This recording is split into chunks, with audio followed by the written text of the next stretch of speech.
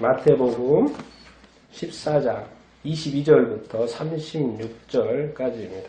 예수님께서 무리를 걸으시는 그런 어떤 장면 이렇게 있습니다. 네. 마태복음 14장 22절부터 36절까지 다 같이 읽겠습니다. 시작. 예수께서 즉시 제자들을 재촉하사 자기가 무리를 보내는 동안에 배를 타고 앞서 건너편으로 가게 하시고 무리를 보내신 후에 기도하러 따로 산에 올라갔습니다. 저물매 거기 혼자 계시더니 배가 이미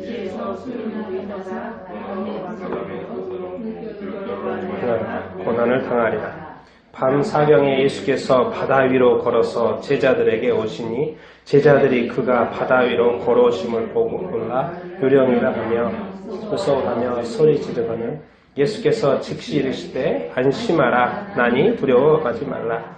베드로가 대답하여 이르되 주여 만일 주님이시거든 나를 명하사 물 위로 오라 하소서 하니 오라 하시니 베드로가 배에서 내려 물 위로 걸어서 예수께로 가되 바람을 보고 무서워 빠져가는지라 소리질러 이르되 주여 나를 구원하소서 하니 예수께서 즉시 손을 내밀어 그를 붙잡으시며 이르시되 믿음이 작은 자여 왜 의심하였느냐 하시고 배에 함께 오르매 바람이 그치는지라.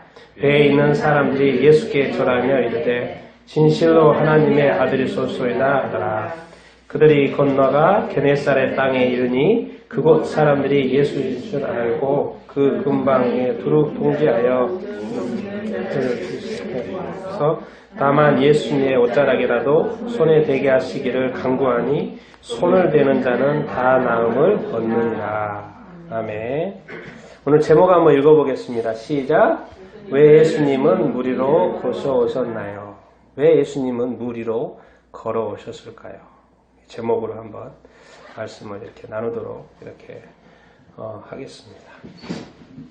제가 요즘에 어제 이제 잠깐 드는 생각이 이 말씀이 생각이 이렇게 났습니다. 너무나도 잘 아는 말씀인데 이런 어떤 상황을 통해서 우리의 신앙을 다시 한번 하나님께서 점검시키게 하신다. 우리 사마리아 여인과 예수님과의 대화잖아요. 우리 한번 요한복음 4장 21절에서 24절입니다. 같이 한번 읽어보겠습니다. 시작.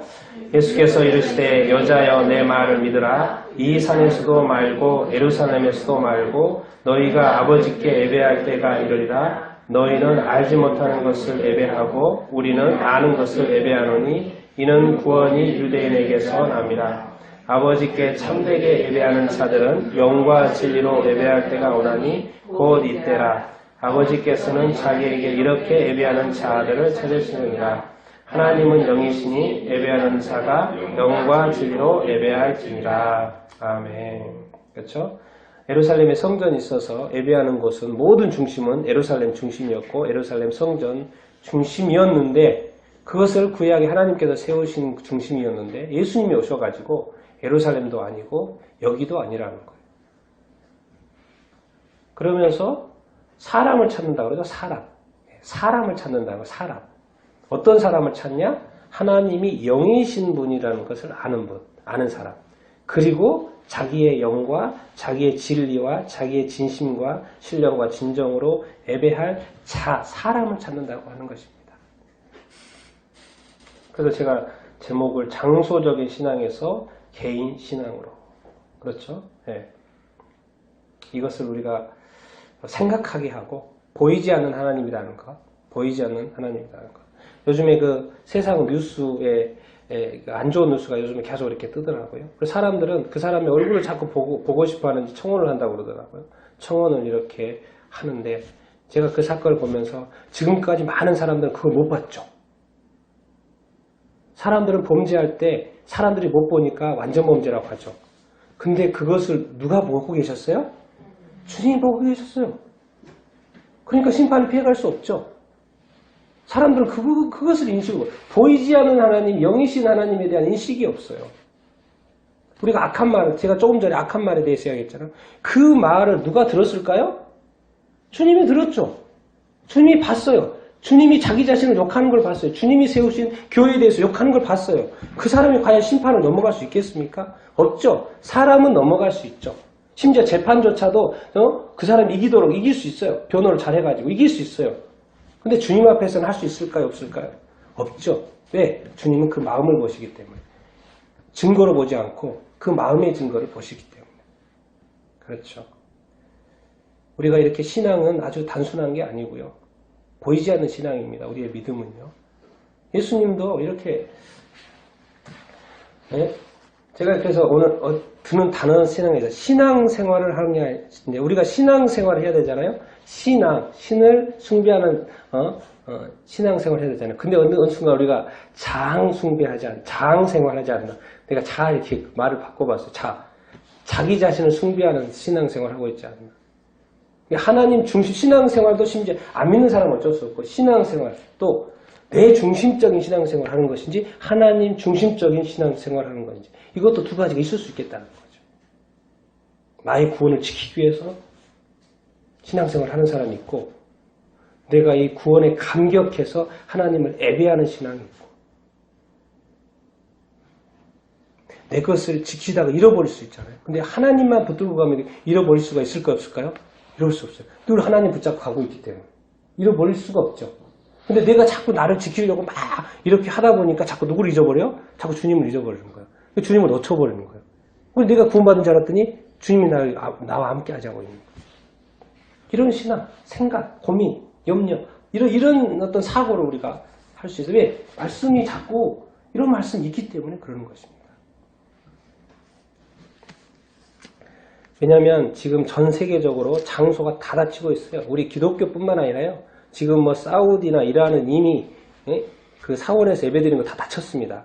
그리고 지금 이제 아시아로 확대되고 있잖아요. 아시아에 최근에 지금 우리 신천지에서 확산됐다 그랬잖아요. 아시아에 인도네시아에 지금 만 몇천 명이 14,000명인가 그 집단으로 그 종교 집회 열었잖아요. 이슬람 집회. 그것이 지금 아시아로 확산돼 가지고 지금 말레이시아도 숫자가 확 늘어나고 있고 그 사람들이 돌아가 가지고 그 나라의 확증이 확 늘어나고 있고.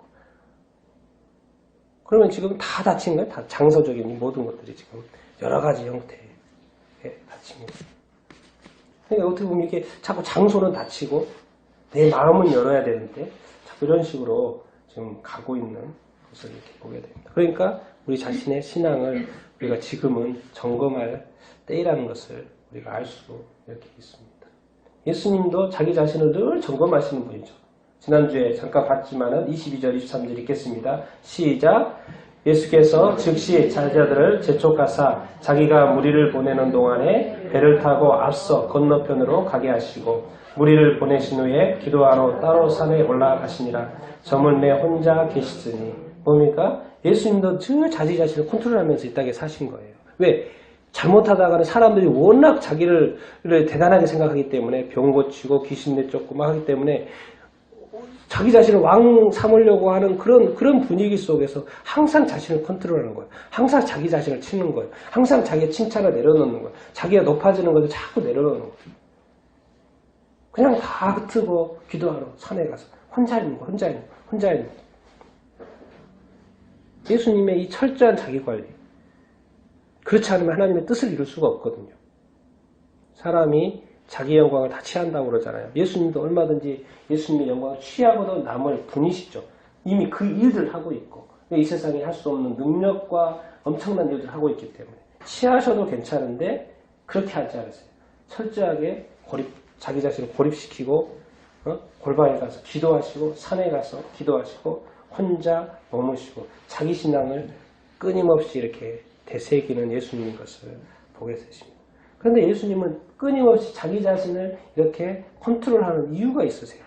관심은 항상 자기 자신도 있지만 오늘 말씀을 통해서 우리가 배워볼 것은 누구한테 있는지도 한번 보겠습니다. 우리 24절 한번 보겠습니다. 시작. 배가 이미 육지에서 술이나 떠나서 바람이 거스름으로 물결로 말미암아 고난을 당하더라. 예수님이 멀리서 보신 것 같아요. 이제 술이나 떨어져 있고 그런데 이제 바람이 갈 때는 괜찮았는데 막 바람이 막 휘몰아치고 그럼 배가 이렇게 요동칠 거 이렇게 아닙니까? 근데 물결 치니까 뭐예요? 고난을 당하는 것이죠. 그런데 이거를 저 마가복음에는 같은 병행 구절인데 이렇게 표현을 하고 있습니다. 마가복음 6장 48절 읽어보겠습니다. 시작. 바람이 거스름으로 제자들이 힘겹게 넣어졌는 것을 보시고 그렇죠? 바람이 거스리고, 여기 바람이 거스린다 똑같잖아요. 근데 마태복음에는 고난을 당한다 제자들이 그렇게만 표현이 되어 있는데 마가복음에 뭐라고 해요? 노젓는 거, 힘겹게 노젓는 걸 뭐 하고요? 보고 계시다. 보고 계시다. 예수님이 눈이 얼마나 좋은지 모르겠네요. 그냥 다 멀리 떨어져 있는데 술이나 떨어졌다는데 그것을 예수님이 보셨다는 거예요. 이 세상에 지금 이 고난 가운데 있는 것을 예수님이 보고 계실까요? 안 보고 계실까요? 당연히 보고 계십니다. 예수님이 우리의 삶을 보고 계실까요? 안 보고 계실까요? 당연히 보고 계십니다. 이미 지금까지 삶을 다 봐왔고요. 앞으로도 보실 거예요. 그러니까 예수님의 시선을 우리가 피하는 삶이라는 건 존재하지 않습니다. 이 제자들이 멀리 떨어져 있는 그것도 뭐예요? 지금 예수님이 힘겹게 노젓는 것. 마태복음 말로는 고난을 당한 것을 이렇게 다 보셨다는 것을 이렇게 알 수 이렇게 있습니다. 그래서 참 예수님은 좋으신 분이세요.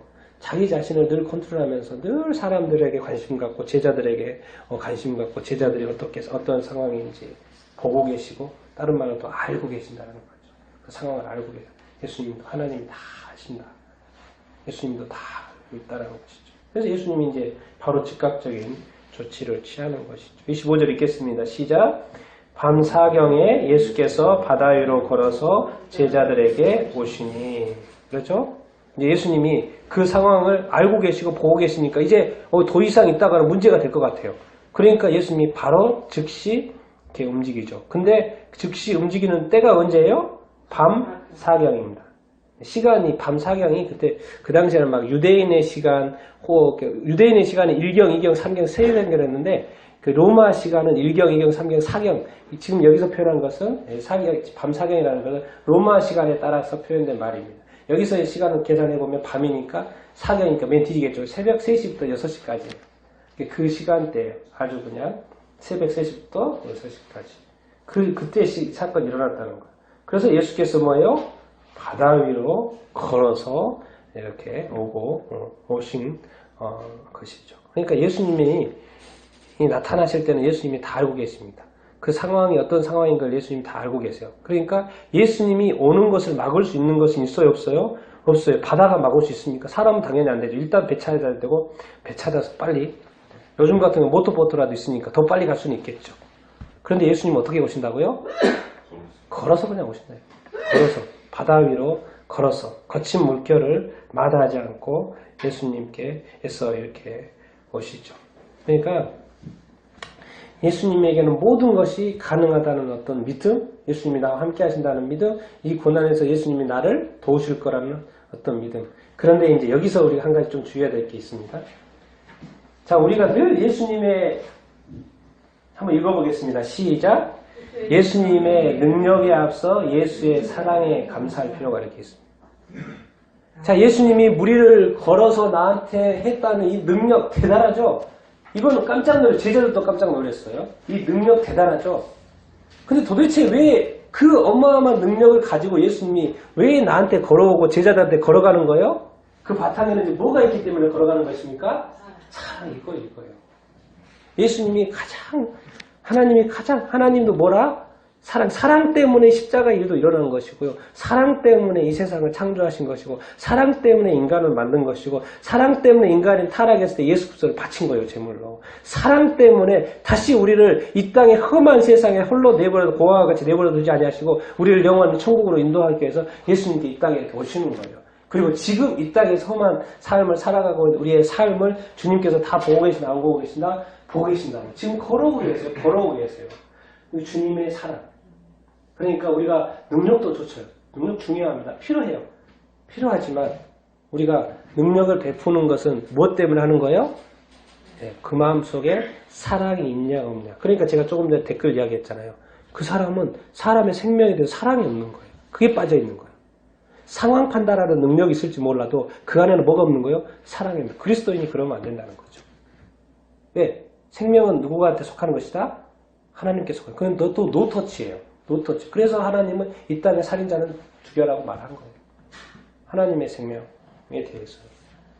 그러니까 우리 그리스도도 예수님도 세 계명도 사랑하라고 말씀. 하나님도 요한일서에 사랑이라고 말씀하시고 모든 것은 사랑.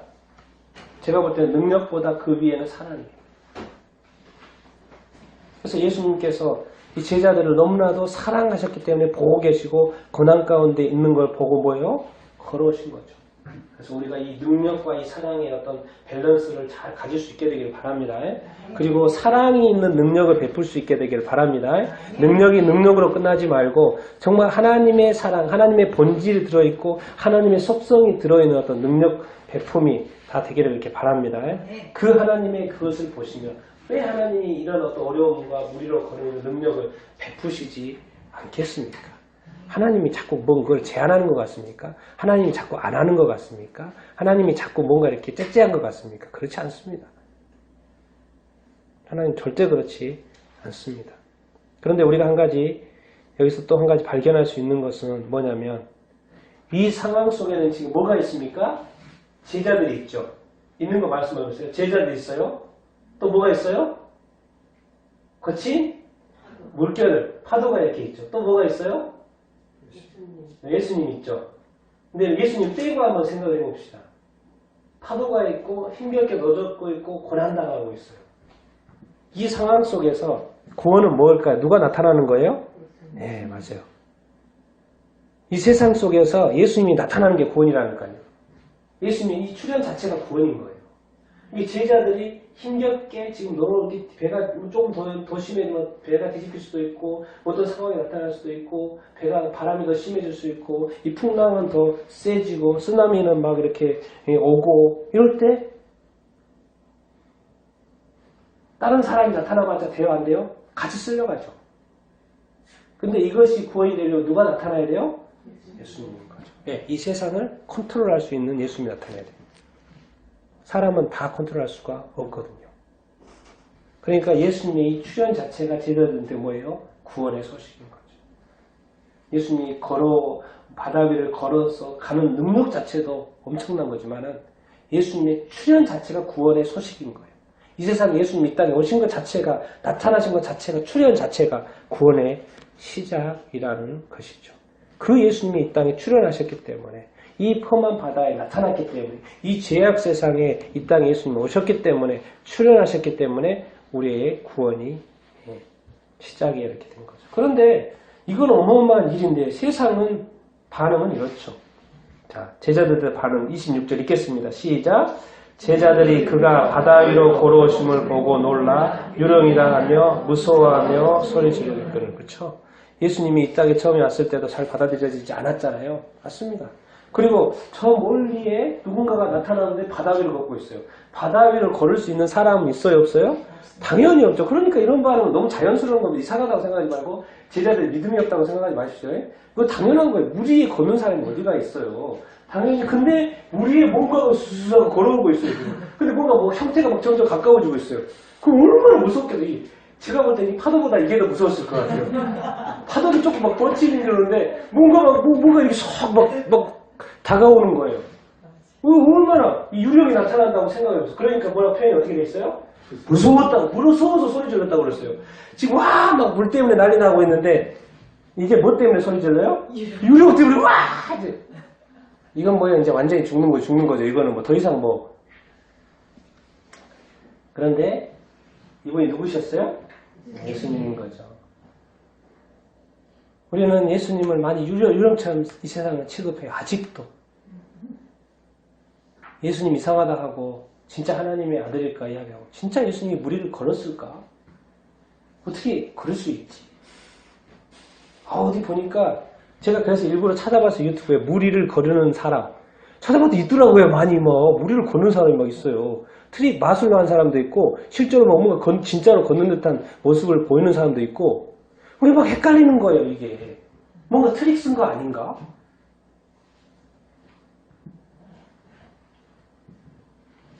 세상의 미혹은 이렇게 비슷한 것을 만들어가지고 진짜를 못 믿게 하는 미혹 이렇게 있죠. 제자들도 그랬지만 항상 이런 사람이 있죠.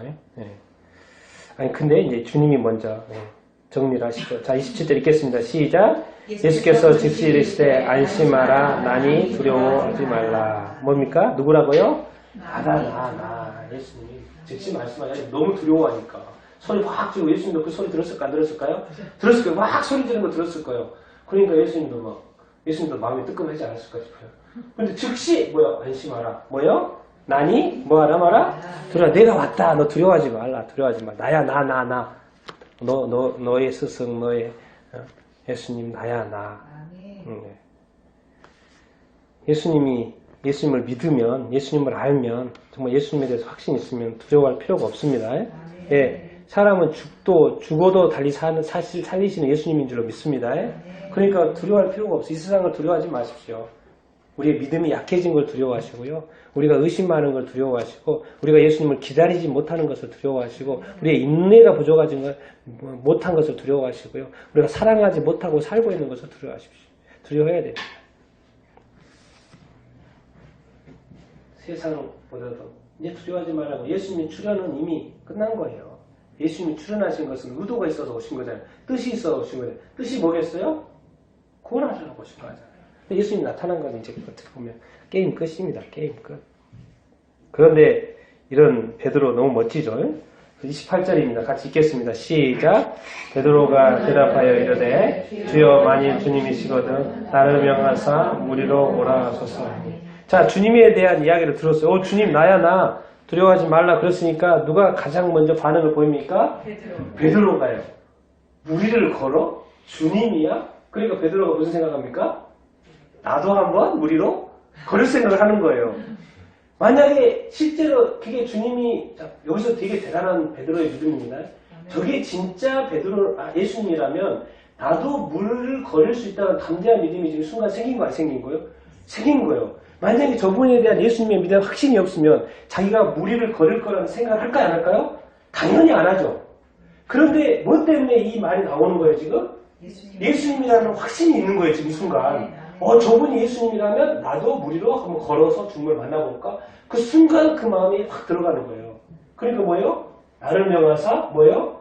무리로 걸어. 근데 반드시 조건은 뭐예요? 주님이시면. 이건 약간 제가 볼 때는 뭐 만일이니까 뭐 가정법이기도 하고 의심이라기보다는 여기서는 약간 의심이라기보다는 어느 정도 확신 있기 때문에 걸어갈 생각을 하는 거잖아요. 의심하면서 걸어갈 생각을 하지 않을 거 아니에요. 이 순간에는 뭔가 주님에 대한 뭔가 어떤 확신이 있었기 때문에 나를 좀 물으라고 걸어오라고 이렇게 말을 이렇게 물어보면 사실 대단해요. 이 베드로는. 그래서 나중에도 정말 그렇지만 이 순간만큼은 베드로에게 뭔가 진짜 믿음이 이렇게 있었다고 이렇게 보여 이렇게 집니다. 여러분이라면 이 상황에서 나도 무리로 걷게 해달라고 말씀할 수 있을까요? 네? 네? 우리 보통 어떻게 합니까? 주님 빨리 오세요, 빨리 오세요, 빨리 우리 부하죠, 빨리 와서 구해주세요. 근데 베드로는 자기가 가려고 생각했던 거예요. 물인데도 주님이면 가능하겠다라는 믿음이 베드로한테 있는 거예요. 다른 제자들은 빨리 주님 빨리 오라고 빨리 주님이 오기를 기다리는 믿음인데 베드로는 주님처럼 주님께로 가려고 하는 믿음. 왜? 험한 세상 위를 바다 위를 걸어서라도 거기에 주님이 계시고 주님의 능력이 있으니까. 뭔가 다르죠? 뭔가 달라요. 네. 그래서 잠시 맛을 보죠. 이 맛을 보죠. 이 맛을. 잠시. 자, 한번 읽겠습니다. 시작. 오라 하시니 베드로가 배에서 내려 무리로 걸어서 예수께로 가되. 뭡니까? 네. 누가 오라고 합니까? 왠지 사인 든 거예요. 가고 싶은데 진짜로 예수님 오라는 사인이 나온 거예요. 음성을 딱 듣고 베드로가 무리를 걸어야 안 걸어요? 걷습니다. 그러니까 이게 지금 주님이 맞아요? 안 맞아요? 주님인 것이 맞아요. 자, 이걸 보십시오. 주님은 참 대단하신 분이에요. 주님만 무리를 걸어서 주님만 높이면 가면 되는데 베드로도 무리를 걷게 해주니까 안 해주니까? 해줘요. 주님의 능력이 지금 어디로 가고 있는 거예요? 베드로에게도 그대로 나타나고 있는 거예요. 예수님의 그 어떤 엄청난 신적인 능력이 베드로에게도 그대로 나타나고 무리로 이 세상에 걸을 사람이 어디가 있겠습니까? 없죠. 그런데 제가 볼 때는 그 베드로가 순교하기 전까지 아마 전도하러 다니면서 이 말을 많이 하지 않았을까 생각돼요. 나도 무리를 걸어봤다. 이 물 걸어봤냐? 왜? 이 세상에 유일하게 물 걸어본 사람 아닙니까? 이 세상에서. 예수님 빼고. 물 걸어본 사람이니까. 나도 그러니까 주님 믿으면 무리를 걸을 수 있다 없다? 걸을 수 있다. 베드로는 참 이렇게 대단한 어떤 사람 이렇게 봅니다. 근데 이제 베드로가 이렇게 착각을 해서는 안 되는 게 이제 이런 말로 한번 표현을 해봤습니다. 같이 한번 읽겠습니다. 시작. 베드로는 스스로의 능력으로 물을 걷는 것이 아니고 예수님을 믿는 믿음으로 걷고 있는 거죠. 그렇죠? 뭐로 지금 걷고 있는 거예요? 베드로는 사람입니다. 우리는 사람이에요. 베드로는 사람이에요. 그래서 자기가 능력이 있어서 무리를 걷는 게 아니죠. 지금 무리를 걷게 하는 것은 베드로에게 뭐가 있었기 때문에 지금 걷고 있는 거예요? 예수님을 믿는 믿음. 예, 그 예수님에게 능력이 있으니까. 예수님이 걸었던 것처럼 뭐죠? 베드로에도 이 믿음으로 지금 우리가 지금 천국에 갈 때 뭐로 갑니까? 예수님 우리 보지 않았잖아요. 예수님 만나지 않았어요. 그렇죠? 근데 예수님을 믿어요. 그러니까 보이지 않는 예수님을 우리가 믿는 믿음으로 어디 가는 거예요? 우리가 천국에 갈 수 있는 것이죠. 믿음이 대단하다는 거예요. 안 보고 믿는 이 믿음이요. 그래서 성경에서 칭찬하는 거 아닙니까? 다들 보고 믿는 믿음을 원하지만은 너희들은 안 보고 믿냐? 너 정말 대단하다. 확실하게 영생을 잃어버리지 않을 것이다. 보고 믿는 믿음을 보고 믿으니까 영생을 얻겠죠. 그러나 보지 않고 또 얼마든지 영생을 얻을 수 있다. 결과는 똑같아요. 그래서 베드로는 예수님에 대한 또 믿음. 근데 다른 우상의 믿음이었으면 안 됐겠죠. 그럴 일은 없겠죠. 분명히 뒤에서 트릭을 썼을 거예요. 그러나 이것은 참 믿음이었고 참 현상이었고 실제적인 어떤 능력이었던 것을 볼 수 있습니다. 그런데 이것이 잠시 간다, 오래 가지 않는다? 오래 간다? 네, 오래 안 갑니다, 이게. 이게 엄청난 경험인데 이게 오래 안 갔어요. 우리 30절 읽겠습니다. 시작. 바람을 보고 무서워 가다한지라 소리질러 이르되 주여 이렇게 하소서. 예. 뭡니까 지금? 오라 했던 사람은 누굽니까? 예수님이죠. 그러니까는 무리를 걸을 수 있는 능력을 주시는 분이 누구예요? 예수님이죠. 그러니까 계속 누구를 봤어야 돼요? 예수님을 바라봤어야 되죠. 그렇죠. 왜? 그 예수님 때문에 걷고 있고 예수님을 믿는 믿음을 걷고 있고 예수님의 능력으로 지금 이렇게 걷고 있었던 것이죠. 근데 뭘 보라고 본 것입니까? 바람을 바라보는 것. 근데 베드로는 계속 한번 읽어보겠습니다. 시작. 베드로는 무리를 걸을 수 있는 능력을 주신 주님은 계속 바라볼 수 있습니다. 그러니까 주만 계속 베드로는 봤었어야 했어요. 근데 뭘 바라봤다고 했어요? 네, 바람. 우리가 바람은 여기서 이제 거친 바람이잖아요. 왜? 사람을 넘어뜨리게 하는 바람, 빠지게 하는 건 사람을 무섭게 하는 바람, 사람을 두렵게 하는 바람이거든요. 왜? 사람에게 사람의 생명까지도 앗아갈 수 있는 엄청난 이건 뭐예요? 요즘 말로는 어떤 세상. 세상이 끊임없이 사람들로 하여금 세상을 보면서 무서워하고 떨고 또 빠져들어가죠. 세상 속으로 빠져들어가죠. 요즘에 많은 세상 사람들이 세상 것에 빠져들어가고 있죠. 여러분 이 제자인데도 불구하고 베드로는 예수님의 제자인데도 불구하고 분명히 주를 바라보고 걸었으면서도 불구하고 잠깐 가다가 뭘 본 거예요? 주를 바라보지 않고 바람을 받고 세상을 바라봤고 그래서 무서워졌고 줄만 바라봤으면 무서움이 없이 걸었는데 갑자기 이걸 보니까 무서워졌고 빠져들고 다 연결되는 거예요. 주님 바라보면 믿을 수 있고 걸을 수 있고 할 수 있고 가능한 거예요. 그래서 그 가능한 믿음으로 천국까지 이고 하는 거죠. 근데 뭐예요? 세상을 보니까 뭐예요? 무서워지고 두려워지고 낙심되고 좌절되고 뭐예요? 빠지고 심지어 나중에 이제 일어나는 것조차도 힘들어요. 너무 빠져가지고. 이때는 뭐 해야 됩니까? 자기 자신의 상황이 파악이 됐으면 뭐 해야 돼요? 빨리 뭐 해야 돼요? 소리 질러야 돼요. 소리 질러야 돼요. 뭐라고 소리 질러야 돼요? 주여 나를 구원하소서. 지금 뭐 해야 될 때요? 이 상황에서는? 네. 이 상황에서 뭐 묵상하고 있어요? 이 상황에서 뭐 이렇게 평안하려고 마음을 막 유지하고 평안하게 유지할 때요, 지금? 아니죠. 빠지면 뭐예요? 죽어요. 세상에 빠지면 죽는다니까요. 세상의 탐닉 속에 빠져있으면 죽어요. 지옥 가요. 지금은 뭐 할 때요? 빠져가는 이때 뭐예요? 부르짖어야 돼요. 소리 지어야 돼요. 뭐야? 주야! 나 구해달라고 외쳐야 돼요. 이게 때를 구분할 줄 알아요. 내가 죽겠는데 소리 지어야 돼요. 주야! 근데 이제 텍스트로 드시니까 주여 나를 구원하소서 베드로 그랬겠습니까? 오 주여 나를 구원하소서 이렇게 했겠습니까? 아니겠죠. 주여 나 죽어요 빨리 구해주세요. 아마 뭐 부르짖는 외치는 뭐 간절한 그런 기도였을 거예요. 지금 우리는 이런 상황을 맞이하고 있죠. 코로나. 제가 어제 날짜 하도 외국 소식이 제가 궁금해가지고 한 거예요. 외국 소식이. 중국이 8만, 한국이 8천.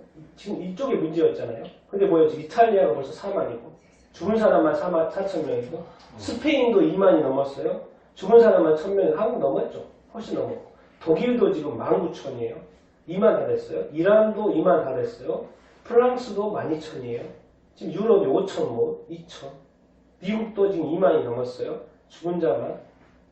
요즘 안타까운 소식이죠. 미국이 가족 일가족 4명이 숨져버렸다. 코로나 때문에. 가족이 그냥 다 죽어버렸어요. 이것 때문에. 내가 다른 것은 그랬는데 그 소식 듣고 내가 마음이 아프더라고요. 이것 때문에 가족 일가족이 다 죽어버렸다고. 그런 이야기 듣고. 그리고 이제 이런 나라는 어쩔 수 없죠. 무조건 통제할 수밖에 없죠. 왜? 너무나도 확산이 되고 이렇게 있으니까. 지금 이런 상황들을 이렇게 보면서 그래서 지금 제가 이렇게 이제 말레이시아가 늘어나죠. 이쪽 이제 아시아 쪽이 이제 확장되고 있어요. 아시아 쪽이 지금. 지금까지 아시아는 약간 조용했거든요. 일본, 중국, 한국 이쪽이 좀 문제였지. 아시아 쪽은 나름 했는데 지금 아시아가 갑자기 또 확 뜨고 있습니다. 확산이 되고 있어요. 이때 지금 이 세상이 해야 될 게 뭡니까? 해야 될 게 뭡니까? 빨리 지나가면 좋겠다. 이렇게 하는 게 아니고 누구를 불러야 될 때요? 이 말씀 그대로 너무 정확해요. 너무 딱 맞아요. 어떻게 해야 돼요? 지금 무서워 떨고 있잖아요. 지금 질병에 빠져가고 있고요. 죽음으로 수많은 사람들이 죽고 있다니까요. 죽음으로 빠져들어가고 있어요. 그럼 뭐예요? 뭐 해야 돼요? 지금은 세계가 소리 질러야 돼요. 근데 주님을 믿는 사람은 믿지 않는 사람은 소리 지를 수 있을까요? 없을까요?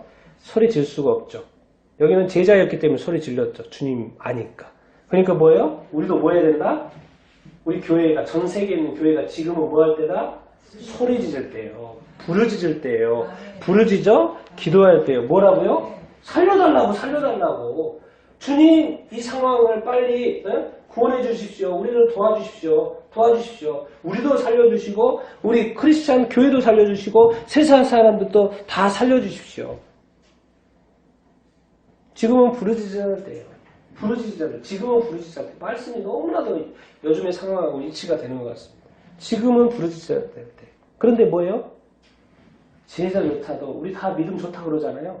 믿음 좋고 신앙생활 열심히 한다고 그러잖아요. 근데 베드로가 지금 빠집니까? 안 빠집니까? 믿음 있어서 걸었다니까요. 그런데 빠져요? 안 빠져요? 빠져요. 세상에 바람 보고 빠져요? 안 빠져요? 빠져요. 제자라고 성도라고 세상의 어떤 유혹과 시험에 빠질까요? 안 빠질까요? 빠진다고요. 이게 빠질 수는 있어요. 그거를 이렇게 빠지는 걸 이상하게 생각할 필요 없어요. 이 세상 자체가 어쨌든 미혹하려고 하기 때문에 빠지는 것을 이상하게 생각할 필요 없습니다. 빠졌을 때 뭐 해야 된다는 거예요? 나올 생각을 해야 된다는 거예요. 부르짖어야 된다는 거예요. 기도할 줄 알아야 된다는 거예요. 그것을 할 줄 알아야 된다는 거예요. 지혜죠. 아니 싸울 수 있죠. 다툴 수 있죠. 문제가 생길 수 있죠. 회사 경영하는데 회사 항상 잘 됩니까? 우리 내가 장로님 회사도 한때 불났어요. 근데 지금 또 살아서 다시 하고 또 잤는데 또 어려움 겪고 살다 보면 문제가 발생하고 어려움에 이렇게 처할 수 있어요. 안 될 때가 있어요. 그럴 때는 뭐 하는 거예요? 소리 질러. 누구한테 소리 질러? 주여, 주님한테. 세상에서 답을 구하지 말고 뭐예요? 우리 주님한테 소리 질러. 그리고 우리 너무 이렇게 자만하지 말고 교만하지 말고 죽게 우리가 소리 지져 부르짖을 때입니다. 잘못하다가 소리 적게 지르면요 주님이 못 들을 수가 있어요. 아니 저기서 불났는데 불이야 이러고 있으면 지나가는 사람이 못 들을 수 있다니까요. 이거는 우리의 생명과 관련되기 때문에 소리를 어떻게 질러야 돼요? 팍 질러야 돼요. 그래야지 지나가는 사람이 알고 들어와서 구해주긴 하죠. 지금 뭐야? 주님한테 주여. 왜? 내가 지금 주여 이 하는 순간에 지금 통계적으로 몇 초마다 사람이 죽어간다잖아요. 이것 때문에 그 사이에 사람이 몇 사람 죽어요. 그러니 주님한테 부르짖지 않을 수가 있습니까? 이 사람들이 죽어가는 생명은 나하고 동일한 생명이에요, 사실. 내가 늘 궁금해요, 지금도. 예수 믿는 사람이. 이 죽어가는 수많은 사람들, 지금 예수 믿고 죽나, 예수 안 믿고 죽나. 그런 통계를 안 내잖아요. 죽은 사람 통계만 내잖아요. 죽었나 안 죽었나. 난 살았으니까 괜찮고 죽었으니까. 내가 볼 때는 살았어도 죽은 사람이 있고 죽었어도 산 사람이 있다니까요. 하나님의 통계하고 세상의 통계가 틀려요. 여기 죽어있는 사람도 죽었지만 살아있는 사람이 있을 것이고요. 지금 살아있지만 죽어있는 사람이 많을 거라고. 모든 것은 사람 속에, 통계 속에 답을 찾는 게 아니고 어디에서 찾아야 돼요? 주님에게서 찾아야 되는 거죠. 이 주님의 통계가 안 나오죠, 지금. 그러니까 지금 살아있는지 죽었는지 모르니까 지금은 소리치를 주여 살려주십시오. 그러니까 많은 우리가 이야기를 듣잖아요. 예수님 안 믿는 제가 아는 분도 하도 이렇게 회사가 이렇게 안 되고 힘드니까 어느 순간에 하나님 도와달라고 그런 기도가 나온다고 내 친구가 그러더라고요. 어느 순간에 하나님 도와달라고 갑자기 하도 안 되니까 어느 순간 하나님 이야기가 나오더라니까. 해야 된다니까요. 그거 부끄러워할 필요 없습니다. 부끄러워할 필요가 없어요. 하나님, 주님. 왜 베드로가 이렇게 했을까요? 31절입니다. 시작. 예수께서 즉시 손을 내밀어 그를 붙잡으시며 이르시되 믿음이 작은 자여 왜 의심하였느냐. 예, 그렇죠? 예수님께서는 즉시 손을 내밀어 그를 붙잡아 주시죠. 근데 뭐라고 합니까? 믿음이 작은 자여 왜 의심하였느냐. 이게 빠져들어갔던 것은 마음에 믿음으로 시작을 했는데 믿음이 작아져가지고 뭐예요? 의심이 생긴 거예요. 그래서 빠진 거라고 주님 설명을 하고 있죠. 야고보서에 동일한 말씀이 있죠. 야고보서 1장 6절 8절 읽겠습니다. 시작. 오직 믿음으로 구하고 조금도 의심하지 말라. 의심하는 자는 마치 바람에 밀려 요동하는 바닷물결 같으니 이런 사람은 무엇이든지 죽게 얻기를 생각하지 말라. 두 마음을 품어 그 길에 순간이 없는 자다. 그렇죠. 동일한 말씀입니다. 믿음으로 구하고 지혜가 부족하거든 후회 주시고 많이 주신다 그런 말인데 믿음으로 구하고 뭐예요? 조금도 뭐 하지 말라? 의심하지 말라. 의심하는 자는 뭐예요? 7절에 죽게 얻을 수 있다 없다? 없다는 거예요. 의심 자체가 주님을 의심하는 거기 때문에 얻을 수가 없다고 말씀해놨어요.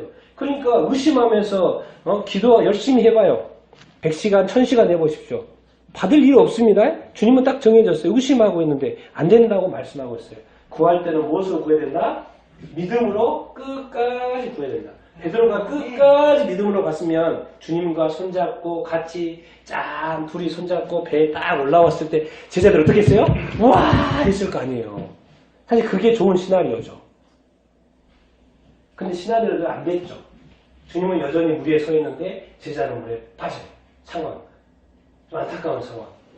근데 주님의 마음은 변하지 않았는데 누구의 마음이 변했던 거예요? 제자의 마음이 변했던 거예요. 그럼 마음이 변한 건 뭐예요? 믿음이 뭐로 바뀌었던 거예요? 의심으로 바뀌었다. 그래서 성경에 다른 말로 말해요. 이게 마음이 뭐예요? 한 마음, 한 믿음이어야 되는데 마음이 몇 개다? 두 마음. 두 마음이 있으면 정함이 없고 의심이 있으니까 당연히 의심과 믿음이 마음속에 같이 있으니까 정함이 없고 깨끗하지 않다고 말씀하시는 거고 결론은 빠져들어가는 것이죠.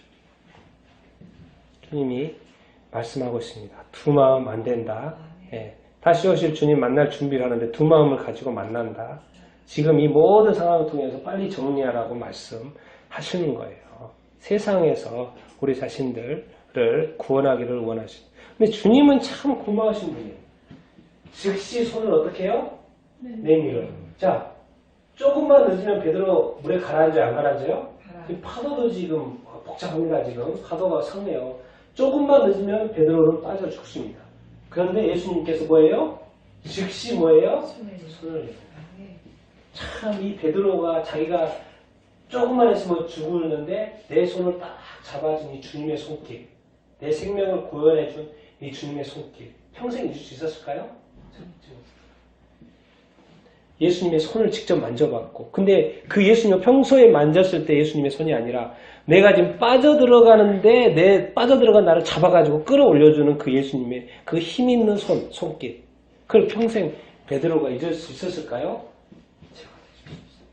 여러분, 여러분의 삶 속에서, 이 세상의 삶 속에서 정말 이렇게 주님이 실제적인 손이 나를 딱 붙들고 이렇게 건져주는 그런 느낌, 그런 또 그 건져주는 어떤 체험, 여러분들이 있게 되기를 바랍니다. 주님이 그렇게 하실 거예요. 주님은 좋으신 분이고 사랑의 분이시고 어찌 제자들을, 하나님의 자녀들 그냥 내버려 두겠습니까? 다 보고 계시고 주님이 빠져가는 것 가운데 이렇게 다 건져주실 줄 믿습니다. 그런데 그 건져주신 분이 누구여야 된다는 거예요? 주님. 주님이셔야 된다. 주님이셔야 된다. 왜? 그래야지만 온전한 구원이 되기 때문에 그렇습니다. 베드로는 이 믿음이 있었지만은 여기서 우리가 발견하는 게 뭡니까? 이 베드로의 어떤 불완전함. 그렇죠? 아직도 연약함. 제자인데도 불구하고 불완전한 모습이 나타나고요. 또 연약한 모습이 이렇게 나타납니다. 또 베드로를 보면서 누가 같습니까? 저는 베드로를 보면서 내 자신과 같이 보여요.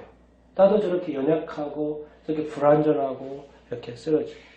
그런데 여기서 끝나면 나의 연약함으로 끝나면 안 되고요. 나의 불완전으로 끝나면 안 돼요. 나의 신앙이 좀 불완전한 신앙으로 끝나면 안 돼요. 끝나지 않고 누구를 붙들어야 된다? 네, 예수님과 붙드는 또 타임이 또 있어야 돼요. 사실 베드로는 나중에 예수님 죽음 앞에서 3번이나 부인하잖아요. 정말 완전 배신을 했거든요. 그런 연약한 존재였지만 나중에 이제 성령 받고는 완전 달라졌지만 우리도 얼마든지 그럴 수 있다는 거예요. 여러분들이 믿음과 의심 사이에서 의심을 버리고 믿음으로 승리하는 여러분들이 다 될 수 있게 되길 바랍니다. 그리고 여러분들이 주님의 손길을 여러분들이 늘 기대하고 믿으실 수 있게 되길 바랍니다. 말씀 한 구절 더 읽겠습니다. 히브리서 2장 18절입니다. 시작. 그가 시험을 받아 고난을 당하셨은즉 시험 받는 자를 능히 도우실 수 있습니다. 예수님이 이 땅에서 살아보면서 너무나도 3년 동안 고생을 많이 한 거예요. 고난을 너무 많이 당해가지고 이 고난이 뭔가를 알아요. 예수님이. 실제로 체험하신 고난. 별의별 고난을 다 받아요. 사람들한테. 야, 살면서 이런 고난도 받을 수 있구나. 침뱉음도 받고 뭐 욕이란 욕은 뭐 다 들어보고 도망다니고 나중에 뭐 십자가가 최고긴 하지만은 별의별 고생을 예수님도 다 해본 거예요. 다 해본 거예요. 사람들한테, 주도자들한테. 그래서 막 도망가고 피하고 이렇게. 시험을 받아봤기 때문에 예수님은 뭐예요? 우리의 시험도 이해를 하세요. 그러니까 시험 받는 자를 능히 어떻게 할 수 있다? 예수님은 또 도와줄 수 있는 분이시라는 거예요. 그렇기 때문에 우리가 예수님을 의지하는 것이고요. 예수님께 가까이 가는 것이고 예수님께 이렇게 의탁 이렇게 하는 거 이렇게 아니겠습니까? 그래서 이겁니다. 결론은 이 삶은 이렇게 되고 사역도 되고 교회도 되고 교회 시대도 되고 결국이 나타나는 것은 끝은 뭐겠습니까? 이거죠. 말씀이 다 나타나고 있죠. 결국 끝은 이것입니다. 32절 33절입니다. 시작. 배와 함께 오름에 바람이 그치는지라 배에 있는 사람들이 예수께 절하며 이르되 진실로 하나님의 아들이로소이다. 아멘. 뭡니까? 예수님이 배에 올라요. 바람이 그쳤죠. 요즘 종말론적인 관점에서 해볼까요? 이 세상에 지금 많은 정신없죠. 예수님이 다시 오시면 다시 이 세상에 발을 들여놓으시면 구름 타고 다시 오시면 바람 그치죠. 세상 끝나죠. 뭐 다 끝납니다. 예수님만 나타나면 다시 끝나요. 결국 세상이 발견해야 될 것은 이 제자들이 발견한 건 뭐예요? 예수님은 누구시다? 결국은 그친다니까요. 이 코로나도 그치지 않겠습니까? 시간 문제죠. 더 많은 피해가 있겠지만 시간 문제 그친다고요. 또 우리가 기도하고 그런데 거기에 예수님이 나타나고 그치고 결국 사람들이 발견해야 될 건 뭐예요? 예수님을 발견해야 되는 거. 예수님은 누구다? 하나님의 아들이다. 그리고 이런 모든 상황들을 통해서 발견해야 될 것은 예수 그리스도인 거죠. 그것이 남는 거예요. 그것이 결론이 될 것이고요. 그것이 끝이 될 것입니다. 사실 예수님은 이 세상의 모든 바람이 예수님을 보고 가만히 있을 수밖에 없죠. 이 세상을 창조하신 분이고요. 이 세상의 바람과 바다, 이 거칠은 세상이 예수님한테 무릎 꿇을 수밖에 없죠. 예수님이 나타나는데 거기서 떠들고 있어요. 말이 안 되죠. 예수님이 나타나면 모든 것이 평정될 것입니다. 왜? 예수님은 이 모든 자연 만물에 대한 절대주권을 가지고 있기 때문에 그렇습니다. 나는 예수님이 우리 자신들에 대한 절대주권도 다 가지고 계신 줄 이렇게 믿습니다. 주님 나를 다스려 주시옵소서, 나를 인도하여 주시옵소서. 그러면서 우리에게 나타나야 된다는 건 뭐예요? 우리의 신앙 고백. 뭐예요? 주님은 누구시다?